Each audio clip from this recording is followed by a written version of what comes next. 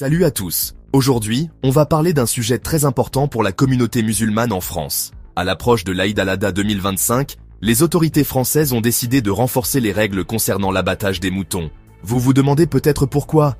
Eh bien, laissez-moi vous expliquer.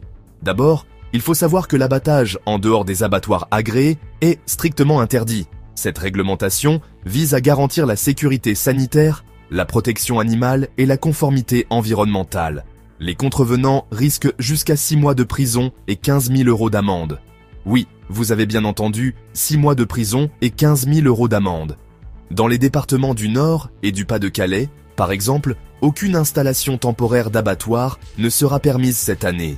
Seuls les abattoirs permanents agréés, comme ceux de Douai et Bailleul, seront autorisés à procéder à l'abattage rituel. L'idée ici est d'assurer un respect rigoureux des normes sanitaires et de prévenir toute forme de maltraitance animale.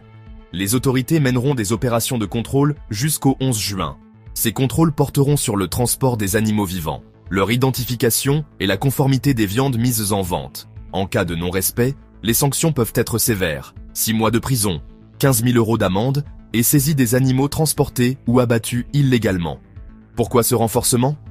La fièvre afteuse, une maladie animale très contagieuse, a été récemment détectée en Allemagne et en Hongrie.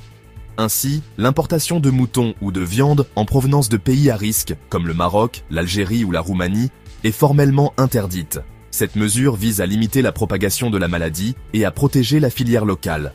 Pour se conformer aux exigences légales, les musulmans sont invités à s'approvisionner auprès des abattoirs agréés, des boucheries halal ou des grandes surfaces. Le transport d'animaux vivants doit être assuré par des éleveurs habilités, capables de garantir leur acheminement vers des sites autorisés.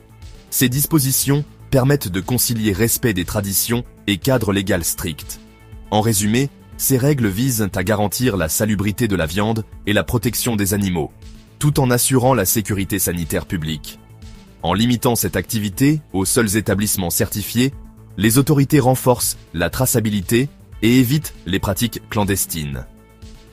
Alors, pour cette Aïd al-Adha 2025, respectons les règles pour célébrer en toute sérénité. Merci de m'avoir écouté et n'oubliez pas de vous abonner pour plus d'actualités. À très bientôt. Info sport et actualité. Merci de bien vouloir activer la cloche et de cliquer sur j'aime.